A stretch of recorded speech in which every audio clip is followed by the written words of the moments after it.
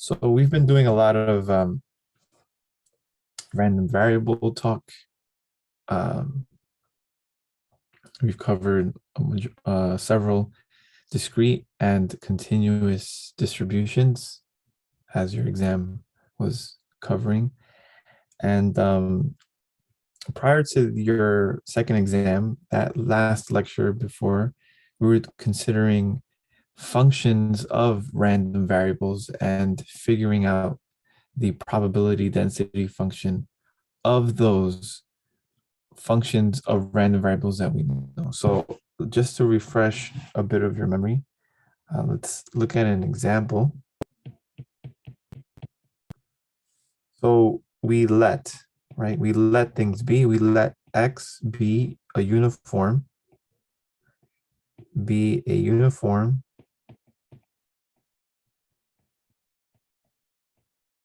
random variable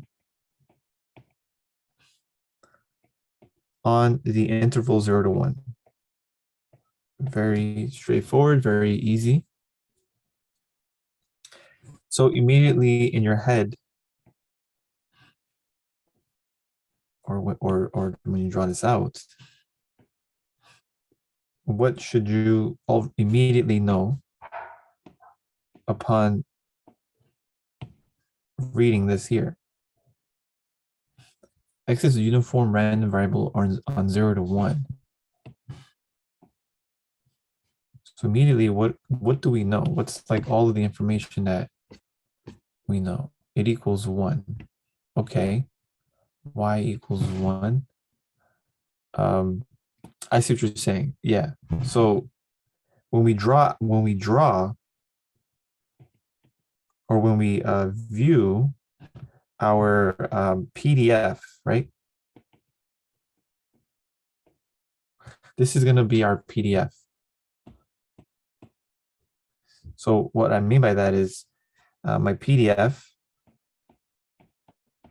of the random variable is a function that equals 1 when X is between 0 and 1, but it's 0 otherwise, right? That's the way our uniform random variable is defined by the PDF. If we were to, so then I'll talk about the CDF. We haven't talked about the CDF as much, but so you were saying the area equals 1. So another thing I wanted to make sure everyone understood, right? Some of you guys missed this on the exam, is the idea that the area underneath the PDF, so the PDF here, right? This is f of x. The area underneath the PDF is the probability. So this is just like a brief, comment on the exam. Number 2, there was a problem where you guys had to compute something like this, right? I forget what it was. It was one of the, I don't know if it was an exponent. Yeah, I think it might have been exponential. But the idea was that when you guys, some of you, many of you, a decent amount of you guys, did it this way. You guys said it's the same as the probability when X is less than 3, right? And then you subtract the probability when X, and this is where some people put greater than, or some people put less than. It should be less than 1, right? So a lot of you guys interpreted this way and then did the calculations, which is okay, right? But the more standard way, to compute the probability of a continuous random variable, when that random variable is between two different values, it's the integral from 1 to 3 of f of x dx. That was the more appropriate way of going about it, even though this is okay.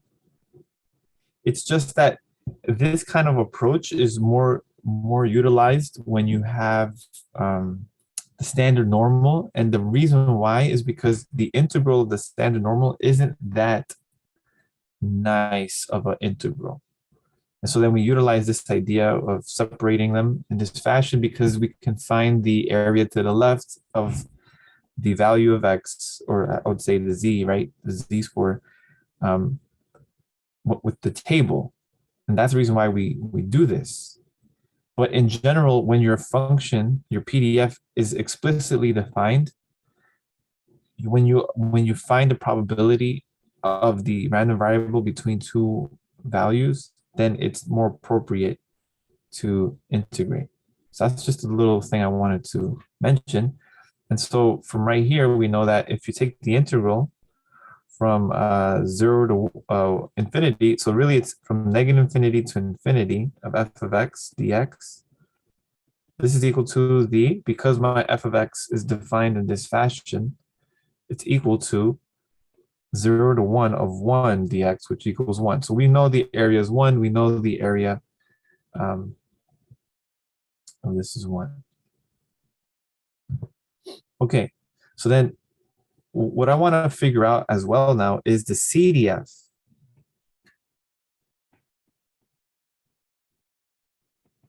Now, the CDF is a bit different, right? What would be the CDF?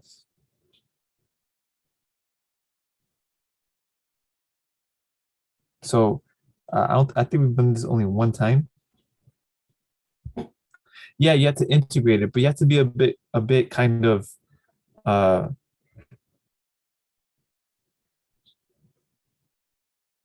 you have to see this a bit different than just the PDF.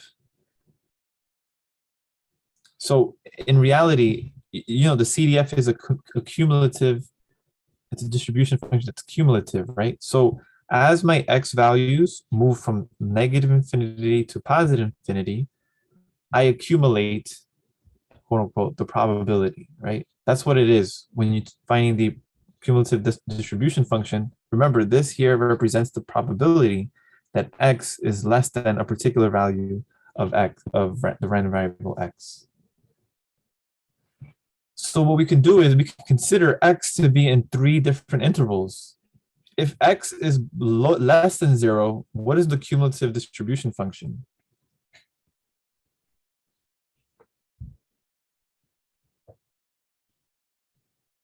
It's 0, right? So that's kind of the simple one. So for any x value less than 0, everything that I've accumulated up until that point, right, the probability is 0. So like, this is 0. Now, what happens when my x value is between 0 and 1? What would be the cumulative function of that?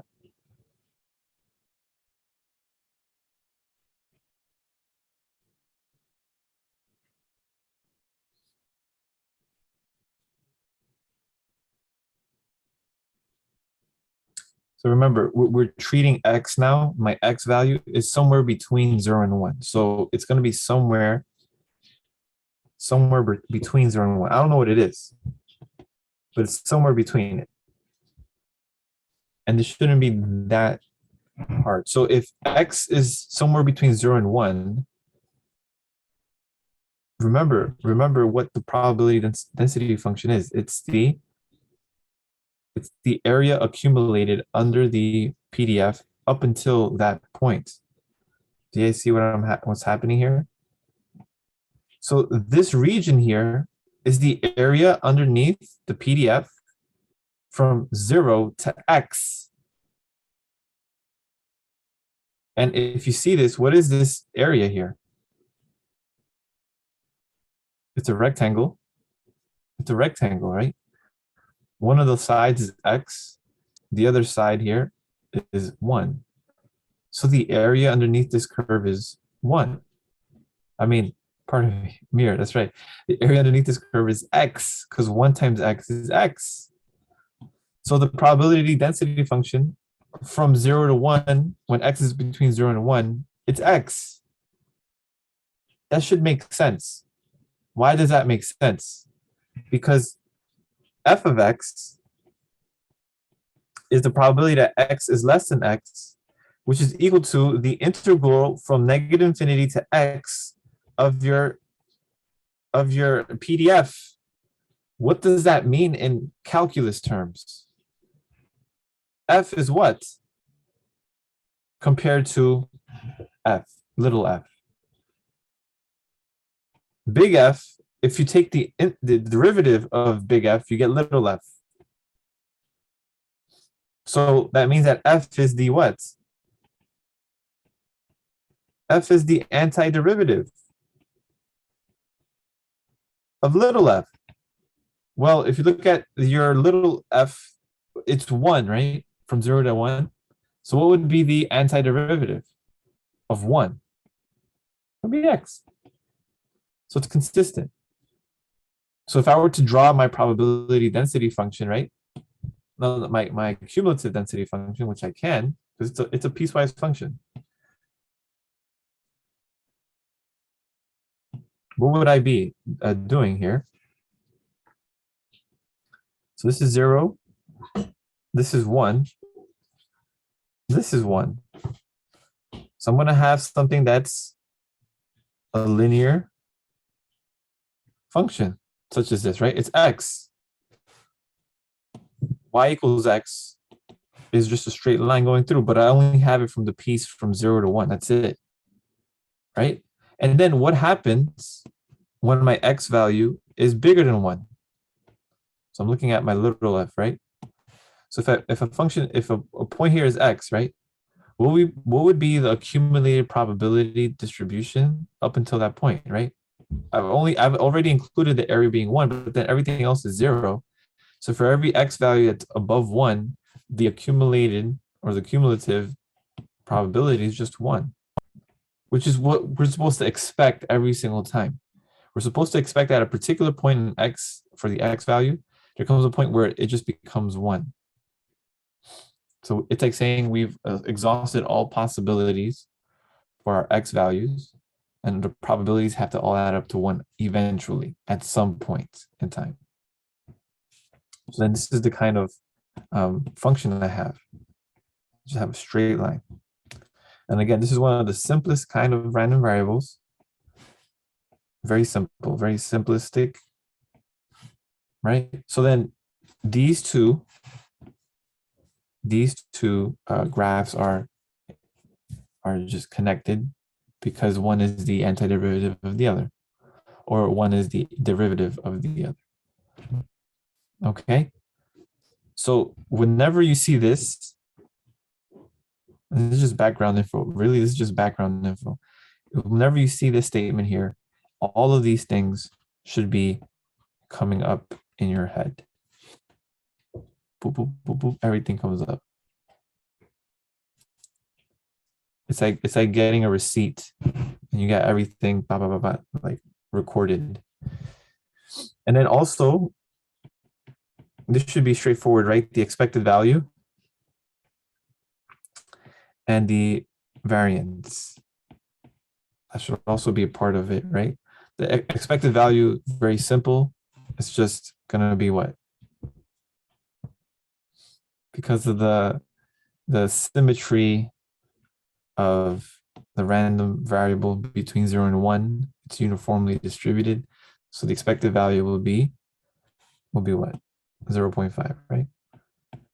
Will be a half. And then the variance, that's more of a it's more of a formula. And so remember the formula?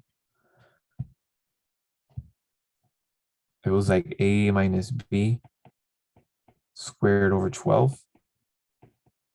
So in this case, the variance would be 1 over 12. Okay. So all I did with all of this is just to say we should know our random variables whenever they're explained or they're identified, right? If it's a uniform, you should know everything about uniform. If it's binomial, you should know everything about the binomial. And that's the stage that we're now getting to. We're getting to the point where, oh, if it's exponential, you should know everything about it, PDF, so on, the expected value, variance, and and have that in your back pocket, because now we're going to be dealing with functions of those random variables. So that's why I'm doing all of this, because the question now is, what happens if we let a new random variable be a function of the old, or in this case, of um, our random variable, uniform random variable. So what if the function that I'm dealing with is just the square root of x? So I know what x is, right? I know everything about x. Look, this is all I know about x. I know a lot. I know the PDF, I know the CDF, I know the expected value, I know the variance. I know a lot about this particular random variable being uniformly distributed between 0 and 1. Now I'm saying, you know what? Make a new random variable, call it y, and let that be a function of x, which is the square root of x. And now I want to know about everything that has now to do with y. What is y now?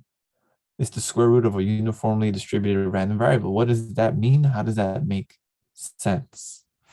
You guys understand? So what we do is we start with the CDF. I know we've been doing PDF a lot, but now we're going to start with the CDF. So start with the CDF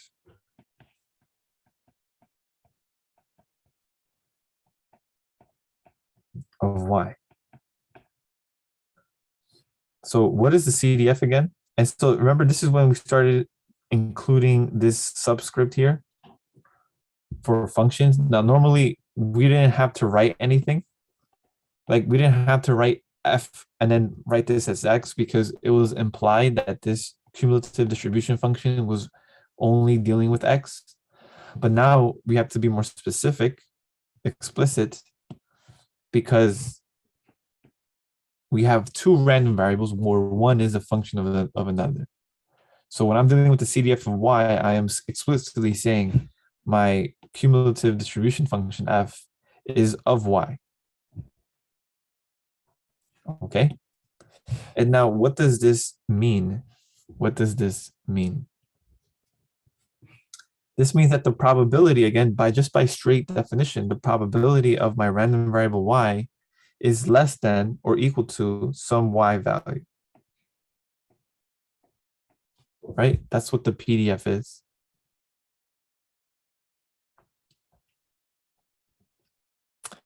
But the thing is, we don't know what y is. I don't know y. But I do know that y is a function of x. So now I'm going to go back. So you see how we're going to use our original PDF of x or CDF to figure out the new one. So then I'm like, you know what? I don't know what y is, but I do know what x is, what y is in terms of x. So instead of writing y, I'm going to write the square root of x, because that's equivalent, isn't it? That's the way y is defined, square root of x. I don't know anything about the square root of x that much, because that's what y is, but I do know what x is. So what should I do? What should I do? What would be the natural thing to do here?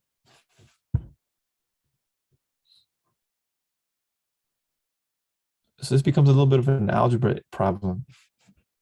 It's an algebraic step that I do here. I want to get this square root out of here. I don't want the square root anymore.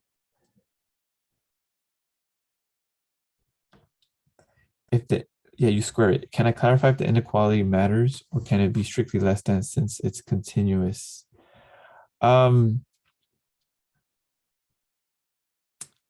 Because it's continuous, it essentially, technically, it doesn't matter if I include it or not, right? But the reason why I'm just writing is, I should have also written it up here as well. I should have done it as well, because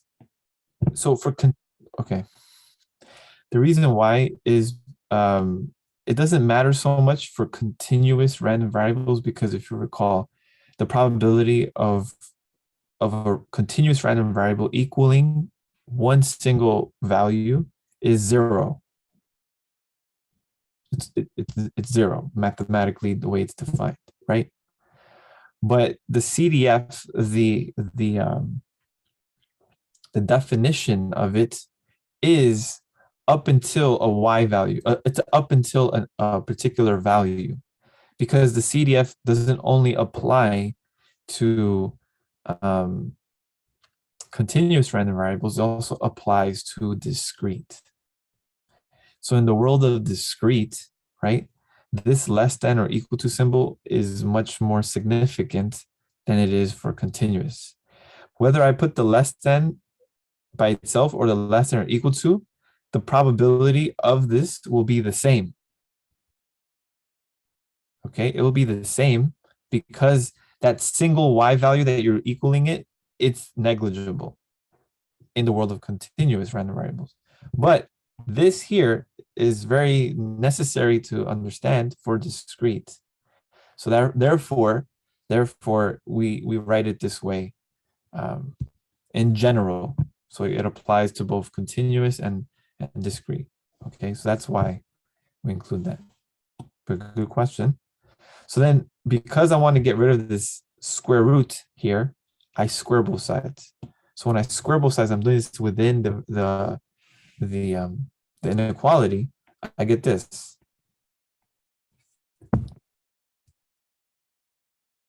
Right? So all of this is equivalent. This is equal, this is equal, this is equal, because I'm not really changing the event. Remember, this like these are called like little events. These are like sets. I'm not changing it. The square root of x being less than or equal to y is equivalent to say that x is less than or equal to y squared. It's equivalent. It's equivalent. But now, what do I know about this? What do I know about this? I went from having a square root of an x, right? Square root of x, which I don't know really much about, to having x. I know everything about this. What is this?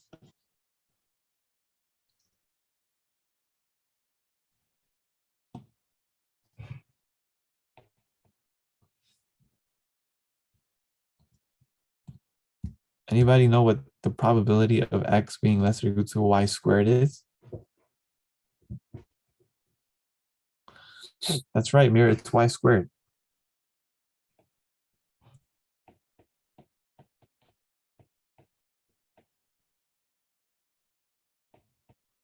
It's y squared, guys. Why is that?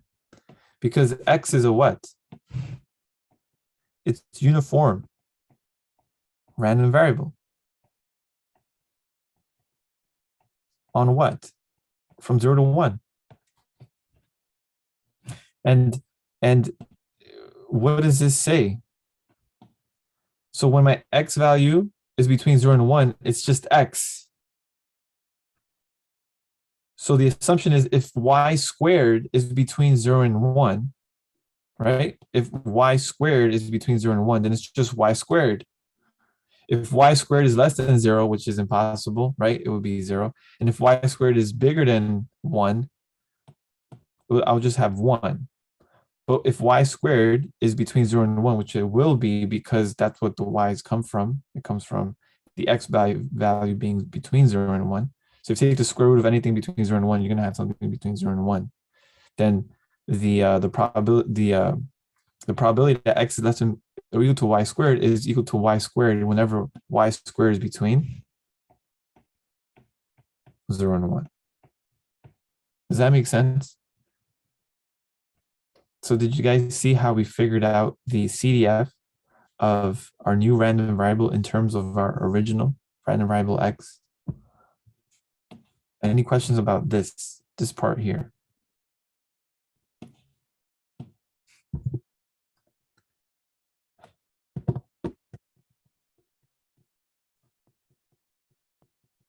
Yes, Alexandra.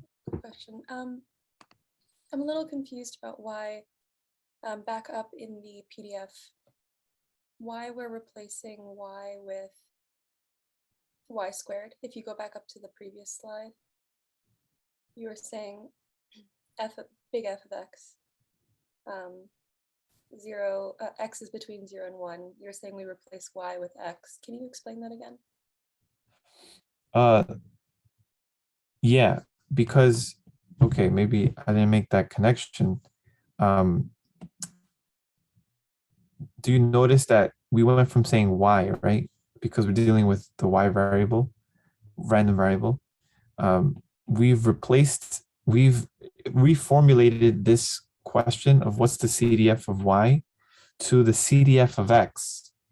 But I know the CDF of x, don't I? This statement here, you know what the statement is saying? This is the same thing as saying the CDF of x when you have y squared. Do you see this statement here? This is this. So then refer back to the CDF function of x. So when I refer back to it, look what my input is. What's my input? Y squared.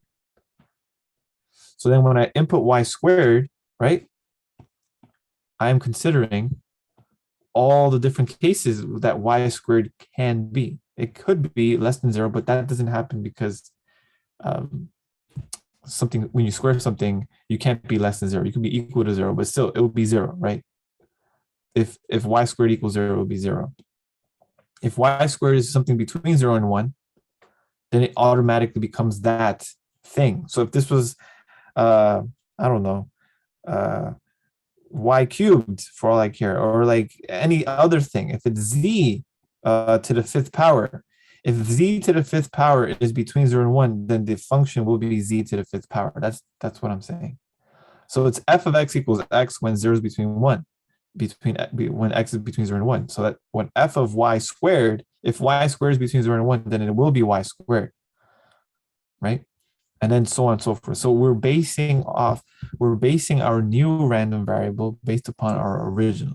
That's the idea that I want to make sure I connect. So that's why this equals this, but this equals this. Of course, when we have this situation arise, right?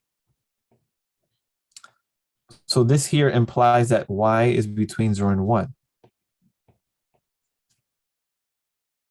Because our x values come from 0 and 1. They don't come from negative. Okay? So in order to be in this interval here, you have to have originally y being between 0 and 1. And then that's the CDF, and I can explain this a bit more clearly as a piecewise function. And then what's the PDF? What's the PDF of y? I want to find little f of y, little f, not big F. So what would be little f?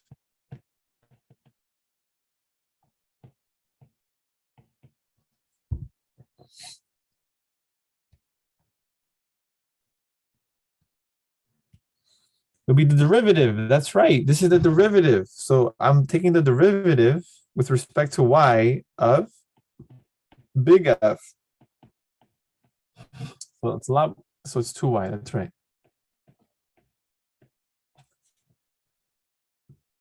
Do you guys see that?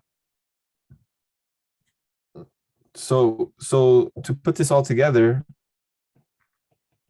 the PDF of y is going to be defined as 2y whenever my y values are between 0 and 1, and it will be 0 otherwise, right? It looks very similar to the uniform random variable, but now it's a little different, isn't it? Because it's a linear function. In our PDF of x, it was just a constant function. So that's pretty interesting. That's taking the square root of that now creates a new random variable of this sort. And then what's going to be the CDF? So I want to find the CDF of y. It's kind of the same idea, right? We kind of just say, okay, 0. Let it be 0 when y is less than 0. And then when y makes that little gets into the phase of being between 0 and 1, then what happens? We get y squared. And then when y is something bigger than 1, well, it'll just have to add up, just equals 1.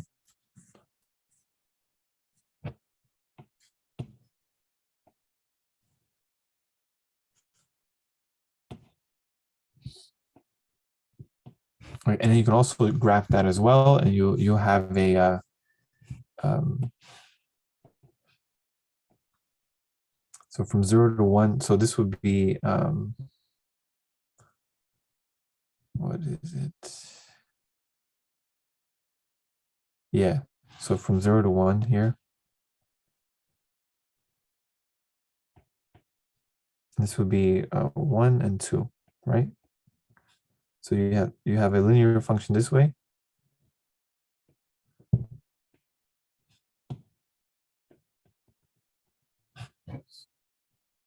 This is the graph of f of little y. This should be a 2, not a z. Okay. And then the PDF here from 0 to 1.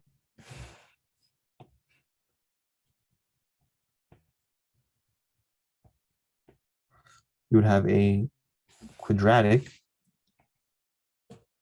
up until this point, and then you'd have a piecewise.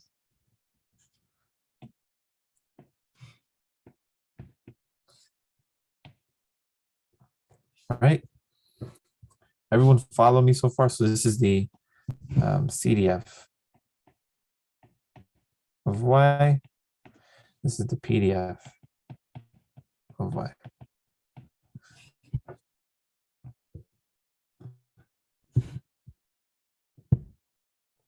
You can do this as well. You can do just zeros, which is, so you see how important uh, knowing integration is. So this is kind of like where I would get into my, I don't know how to say this, but my promotional, yeah, a lot of this feels non-intuitive. A lot of this is non-intuitive. It gets to become non-intuitive at a certain point. But what I was trying to say is, like, this is where I get into my promotional spirit of mathematics, because when people ask me all the time, why do I need to learn this, that, and the third, is because why do I need to know derivatives? I'll never have to calculate derivative again. Why do I need to do that? Well, the thing is that a lot of things that you learn in mathematics at a particular point in time, right? They're very foundational things. Calculus is a foundational mathematics at the university level. It's a foundational thing. So if you know calculus, you can do many other things, not just learn calculus for the sake of it. But look, you can understand probability, because you need to understand integration derivatives to calculate the probabilities of continuous random variables. And then this idea of piecewise functions, right? That's a very common topic in pre-calculus. And that's why you learn it, because when you take a probability course such as this, piecewise functions come back again. And again, this is more of a an illustration of how to deal with functions of random variables. So that's why the intuitiveness is not maybe there for these things, because they just become graphs, right? They're just graphs of piecewise of a random variable that's based upon a previous random variable. But this is more of an exercise to try to understand how we go from one to the other. But it's consistent though. The PDF and the CDF, the nature of it, right, is consistent in its relationship, being where this is the antiderivative of this, and this is the derivative of this graph. They are, that is the part that makes sense. I hope. Okay. Okay. Great. I'm sorry, Professor, can I ask one more question about the graphs? Yeah, of course. So the CDF is representing the cumulative probability.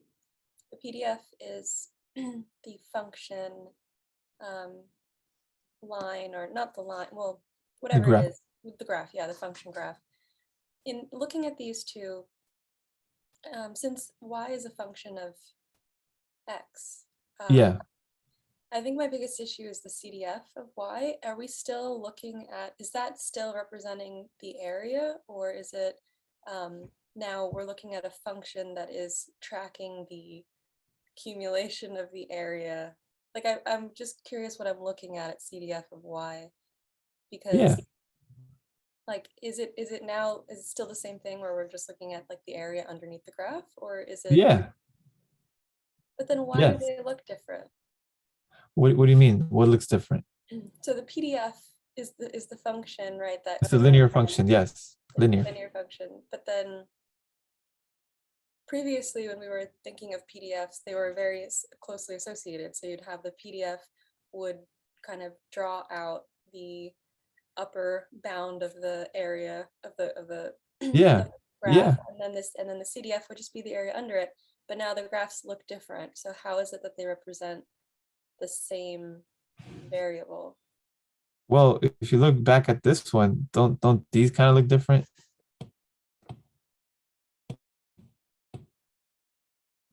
This is a constant, and so the antiderivative will be linear. Well, now we're going having a linear function, and its antiderivative will be quadratic. Yeah, I get it mathematically. I just don't get it visually. Yeah, that's like the calculus magic. So you would have to kind of go back in time or fast forward in time and understand that when you're increasing the when you're considering the area underneath a linear function, and as that x value changes, the area is changing in a quadratic fashion. I also don't see that intuitively. You understand? Like I wouldn't be like, oh yes, it's I'm when I say it, it's from linear to quadratic. I'm basing it off of the fact that it's the antiderivative, and so that's where you have to understand the fundamental theorem of calculus. That's why it's so powerful. That's why it's so fundamental that the area underneath a linear curve is behaving in a quadratic sense. I don't think that's an intuitive understanding, because if that was intuitive, then you would be able to derive differential and integral calculus as an intuitive exercise yourself, which is would be amazing, because that's what Isaac Newton and Leibniz did back in their time, right? They're able to come up with this stuff because I think it took them quite a while too to figure out why that's the case. But yeah, I understand why you say it wouldn't be intuitive. But since we know the fundamental theorem of calculus, since we know that, then it's kind of a given. It's a given that if you have a linear function, then the graph, the antiderivative would be quadratic. Um, yeah, so that's my response to that. Um, and I think so. This is a clear example as to we're able most of the time when you learn mathematics, right? We're able to perform the procedure that they tell us, right? So you're able to say, oh yeah, the integral of x, right, is x squared plus c, whatever. Like we're able to do that. But then when it deals with the conceptual aspect of it, that comes a little takes a little bit more time to think about. Wait, why is it? Why is it that the antiderivative of x dx is x squared? Most of the time we just do this based upon the rules, right? The rule of the integrating using the power rule, right? We understand, oh, we add by one and we divide by one, and we just become repetitive and robotic in that sense. But then the real question is why, like from an intuitive level, and that's much harder to explain. It's much harder. It's easier just to give you the formula and move on, but it's much harder to explain intuitively why something is what it is, especially mathematically. But if you study this, which is a great thing to do, if you study this a bit more, the quadratic aspect will make sense. And so if something grows quadratically, right? in a quadratic fashion, the area is behaving in a cubic sense. That's even more difficult to understand intuitively. You understand? Like it's not so clear intuitively because you would have to have an intuitive understanding of quadratics, cubics, polynomials in general. So anyway, that's a great question. Okay, so we're able to do that. Awesome.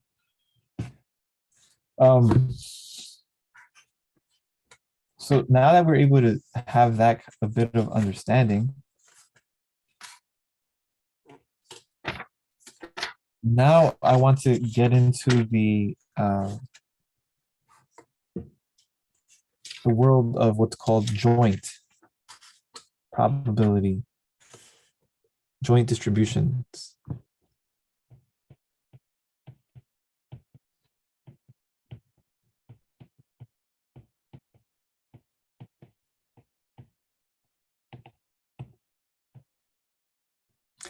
So this is when you have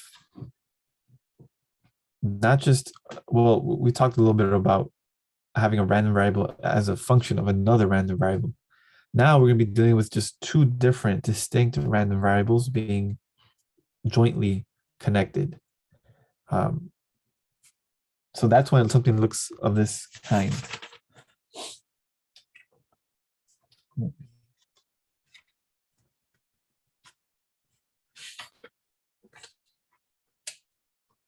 Okay, so this is when it looks something like this. So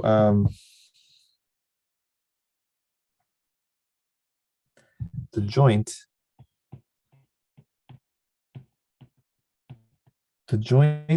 cumulative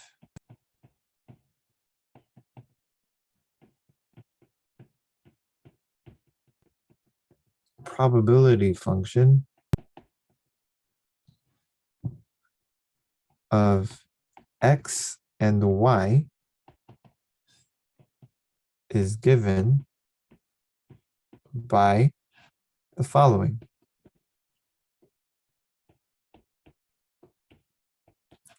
So now we're going to be dealing with two inputs, where one of them is going to be related to the x random variable, and the other one will be related to the y. So it's going to look something like this. The probability that x is less than or equal to a, while at the same time, y is less than or equal to b. And of course, a and b are both between negative infinity to infinity.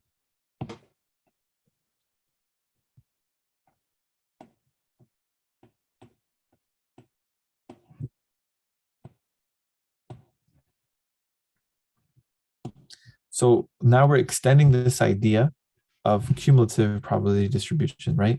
The CDF. Am I missing? Yeah, I think I'm missing a distribution.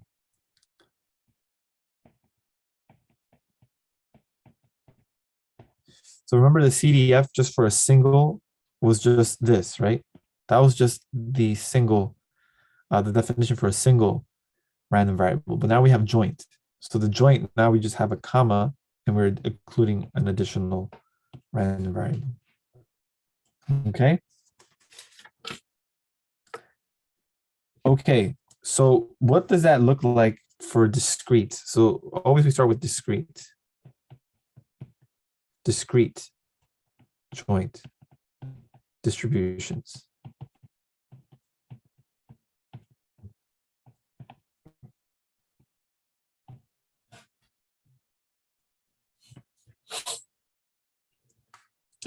So the PMF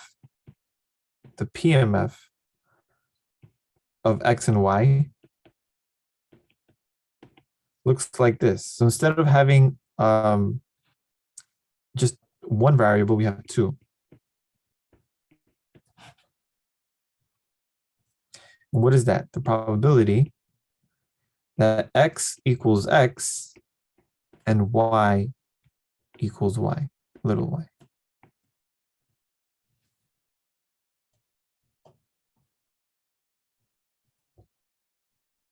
Okay, so I'll give you an example, a simple example of this.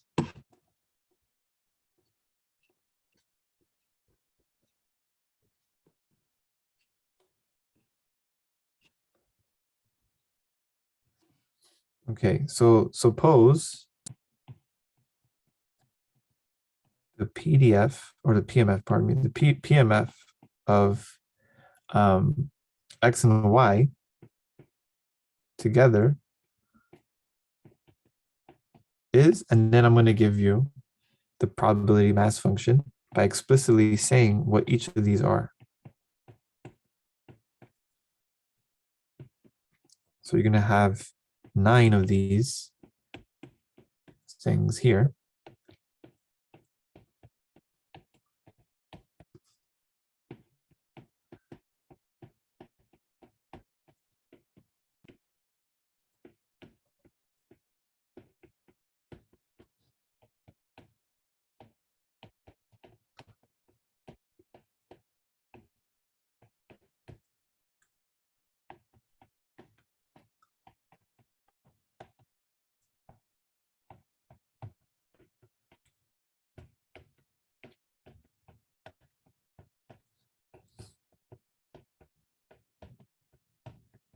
Okay, so suppose you have a joint distribution that looks like the following. So what are we really saying? X can be values 1, has values 1, 2, and 3, and so does Y. Okay, so this is a scenario where the X themselves, just by itself, they're random variables that attain the values 1, 2, and 3. Okay, this is a straightforward example. And what we know is the joint. We know the joint distribution. So we know that together, if X equals 1 and Y equals 1, which is this probability here, that happens with the probability 0.05, and so on and so forth. The probability that X equals 1 and that Y equals 2 is 0.1, so on and so forth. Okay.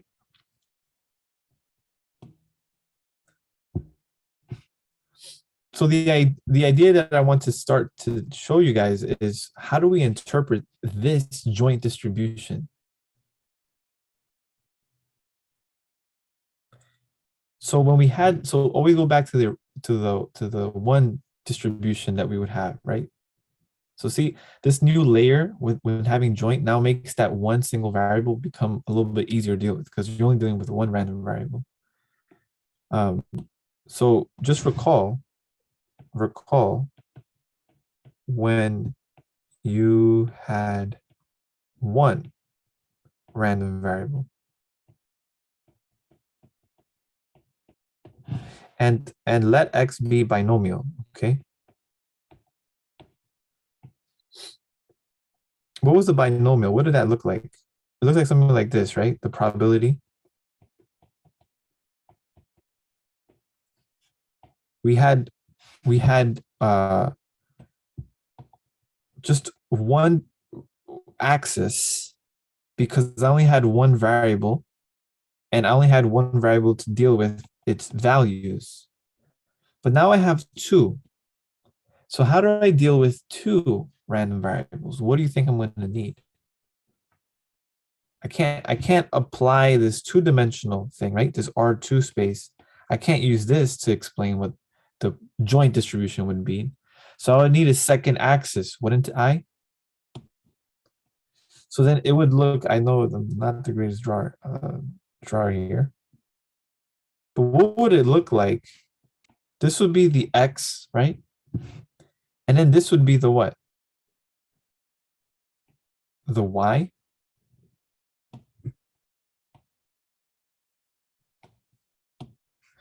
And of course, my X values only go from 0, 1, 2, 3, right?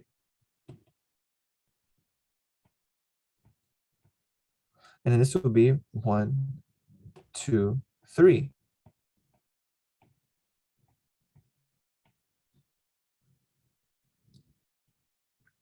And the values that I care about are here. This point here, this point here, this point here, this point here, this point here. It's like a grid. And guess what's going to happen? At those values, right?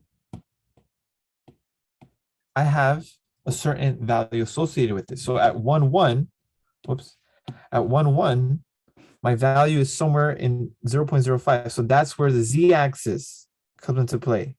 Do you guys follow me?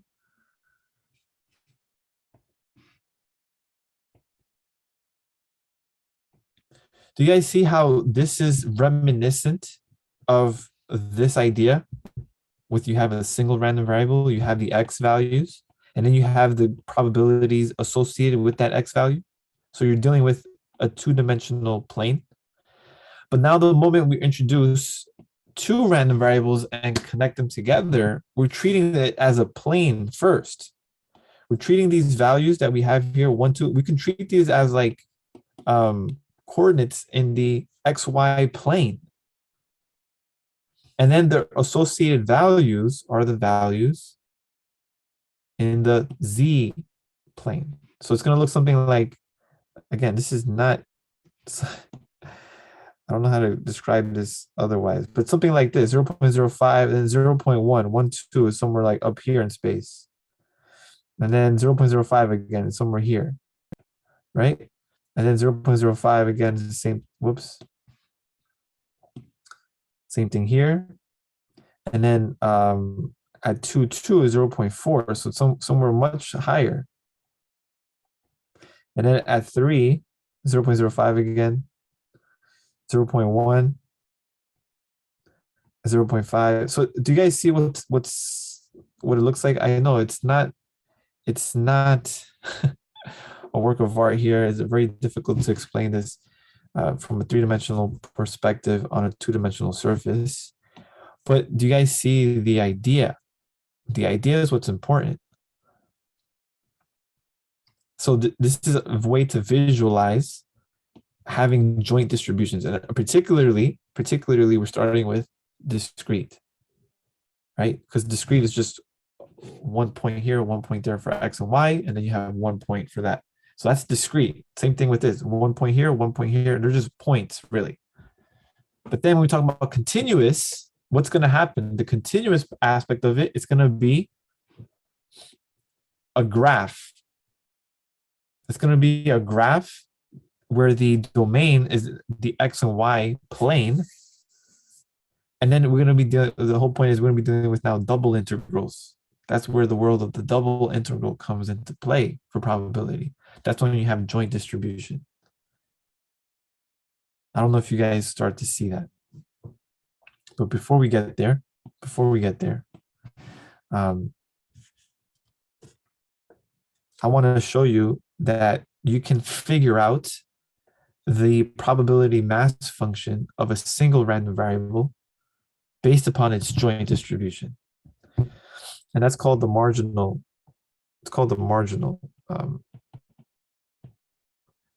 probability.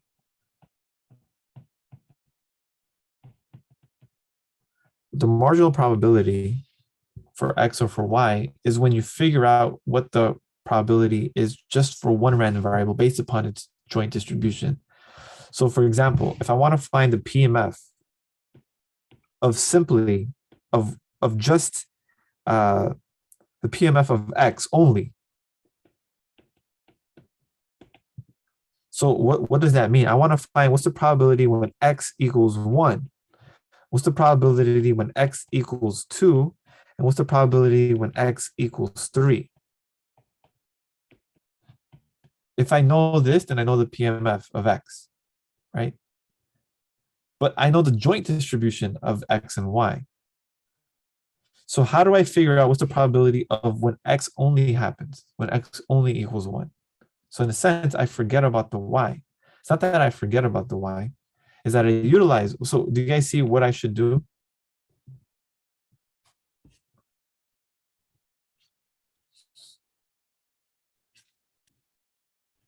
Do you guys follow what I'm trying to find? I'm trying to find the PMF only for X based upon the joint distribution that I'm given in the beginning. So based upon this information, can I figure out what's the probability of just X equaling one? Or in other words, P of one?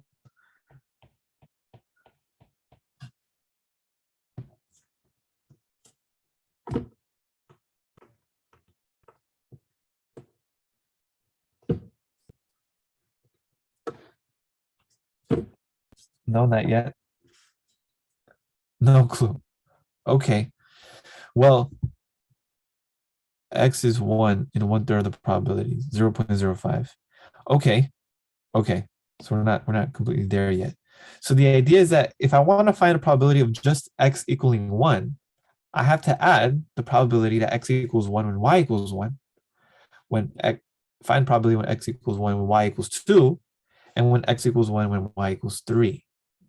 So to figure out the probability of X equaling one is the same thing as saying the probability that you have 1 comma 1 plus the probability that 1 comma 2 plus the probability of 1 comma 3. This is reminiscent of, if you remember those problems with conditional probability, where you have like a table of values and you're like, oh, this is the probability of having a woman that's left-handed, and then the probability of a woman that's right-handed, and then you say, oh, what's the probability of having a woman selected? You would add the probability of the left-handed and the right-handedness. Same idea.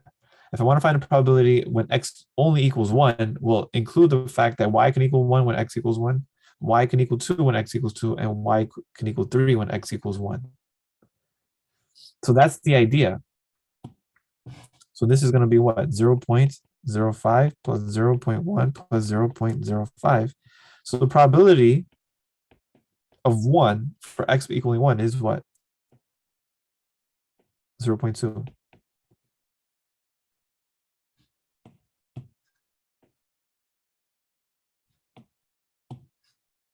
And then the same thing goes for 2. So do you see how I just have to add up these rows? So when I add up these rows, what do I get? I get the probability of 2 is what?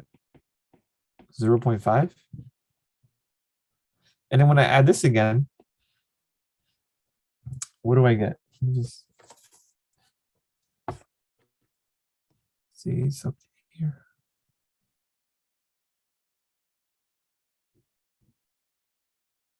What do I get? The probability of 3.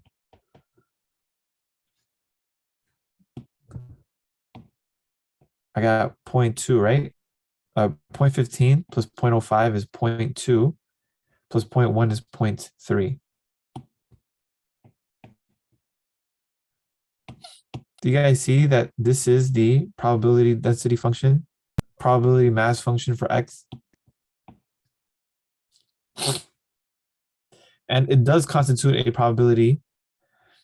It does constitute a probability mass function, appropriate one, because when you add them all up, what happens?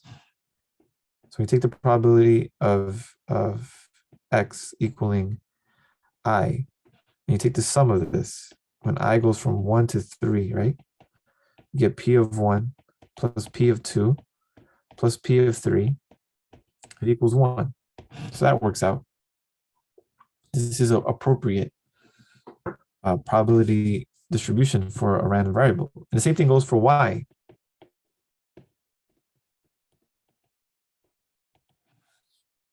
The probability of what's the probability mass function of Y? Well,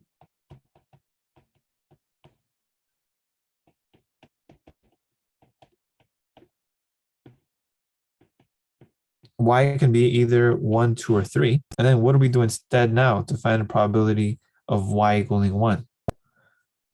Instead of adding with the rows, we're going to be adding the columns, right? So then this becomes what? 0.2. You add them up. And then the second column becomes what? 0.55, 0.55. And then when you add up the last column, what do you get? 0.25. And then when you add these all up, so the sum, the probability when x equals I, when I goes from 1 to 3, is also 1. That's right. Sorry, this should be y.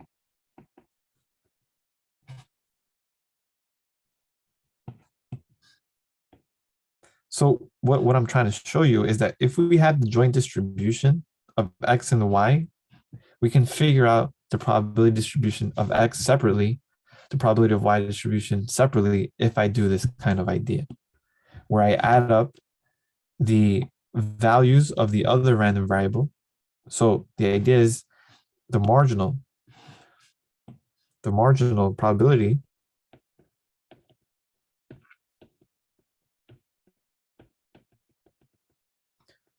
of x, right? It's probability, the marginal probability, I should say mass function, pardon me, mass function of x is given by, so if I want to find the probability of x, I take the sum. This is the probability that x equals x, but then y is what I'm summing up. 1 through whatever, n, if there's n of them. And then if I want to find a probability mass function of y, it's called the marginal probability. I should say the PMF.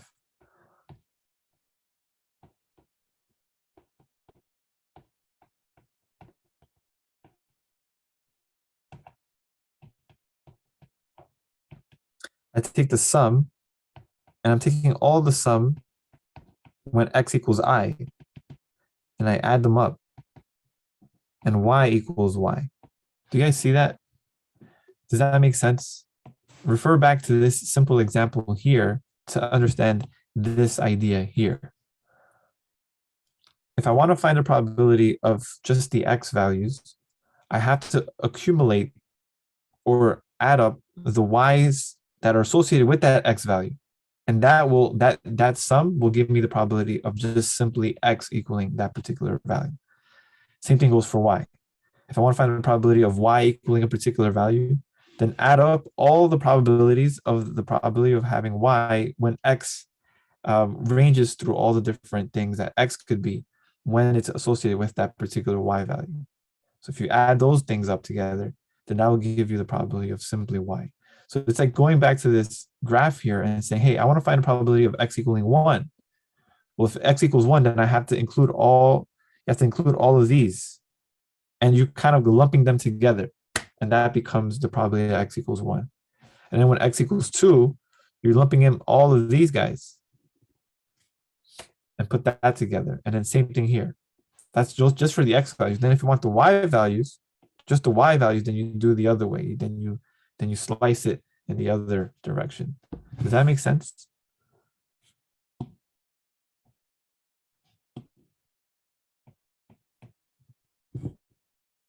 That's why it's good to have a visualization with these things, because then it's not just numbers that you're dealing with. It's also like visually connecting, hopefully, in your mind, like what's actually happening.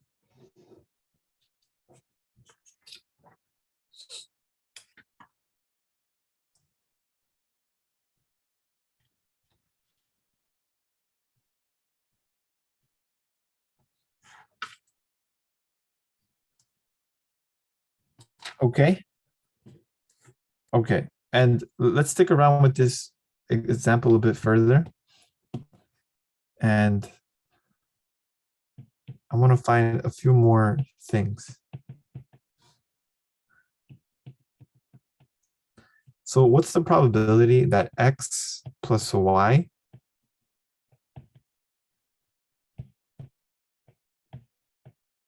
is greater than 3?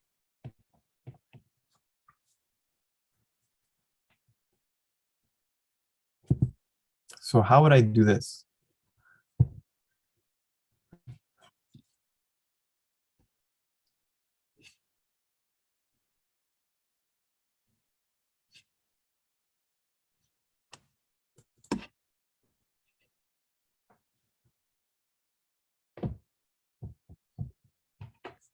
Does anybody have an idea of how we approach this particular question?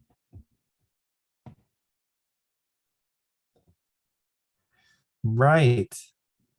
Well, you can't add 2 and 1 together because 2 plus 1. So you see, this is where this less than or equal to is very important because these are discrete, right? So with discrete, you can't have this happening because 3 is not greater than 3. It's equal to 3. So what we're doing is we're finding all the x and y values that make this inside inequality hold. So sometimes I think that's what creates the disconnect with certain students dealing with this kind of statement is because we're connecting inequalities with probabilities. So we're saying now, what are the x and y values that make this inequality hold? Well, what are the numbers that x can be? Well, x can be 1, 2, and 3. What are the numbers that y can be? Y can be 1, 2, and 3. So which numbers here, when you add them, give me something more than 3? So then that's when you have to go through it, right? So x can be what? X can be, for example, they could be 2, and y can be 2. 2 plus 2 is bigger than 3. So this is equal to the probability that we have 2 comma 2 happening. Do you see that? And then we add that. Well, there's more, isn't there? Can't I have 3 and 1? Isn't that bigger than 3? And also 1 plus 3, isn't that bigger than 3? So isn't that the same thing as saying the probability that 3 comma 1 plus the probability of 1 comma 3, which are different things because x and y are different in terms of the probabilities? And then are we done? Is there anything else? I think there's a few more, right? There's one more. What about 3 and 3? Doesn't 3 and 3 give you something bigger than 3? So can't I add probability of 3 and 3? Is there anything else here that we can use? 1 and 3? No, I think that's it, right? 2 and 1 doesn't work. So that's it. I only have 4 scenarios. Oh, 3 and 2. Do we add 2 times 2? Yeah, we did 2, 2. Yeah, I forgot 3 and 2. So we do 3 plus 2 and 2 plus 3. So this is adding the probability of 3, 2, 2, 3.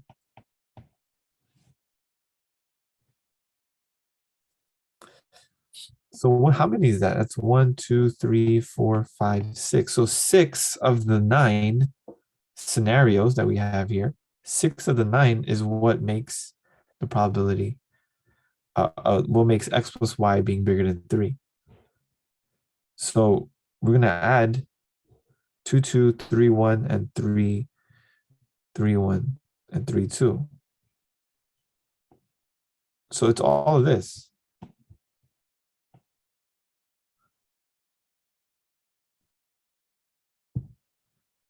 And do you see?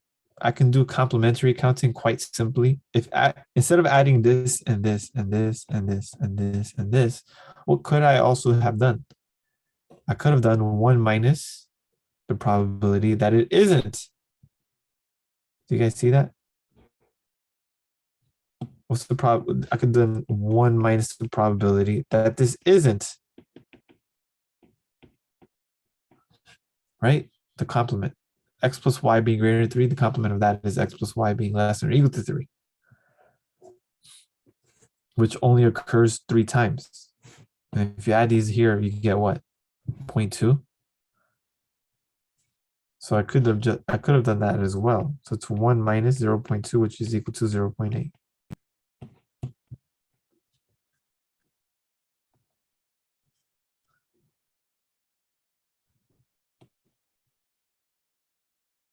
Does that make sense? And then something like this. So we can end with this one here. If we have time for the other one, then sure. But I think this will be the last one. So what if I get something like this? XY equals 2. What's the probability that XY equals 2? Well, what are the values that make X times Y equal to 2? So that should be straightforward as well, right? I can have 1 times 2 equaling 2, or 2 times 1 equaling 2, and that's it. So I can have the fact that probability that x equals 1, comma 2, or 2, comma 1. Same thing. And then 1, comma 2, 2, comma 1, where is that? It's this here. If you add these up, what do you get?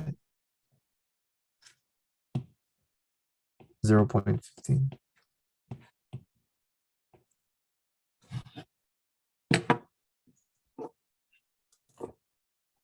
Oh, I just got blinded by the sun a little bit. Does that make sense, guys?